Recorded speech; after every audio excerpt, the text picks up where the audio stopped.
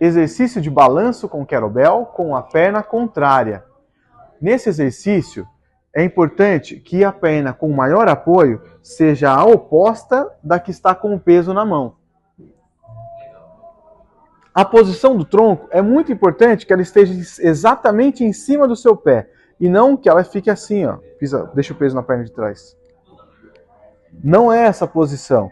Muito importante que o peso do seu corpo esteja exatamente em cima do pé. Você vai fazer um balanço com o braço contrário. O braço que está com o peso. Balança. Balança. Isso. Muito importante que seja um balanço mesmo. Seu braço não pode resistir ao movimento.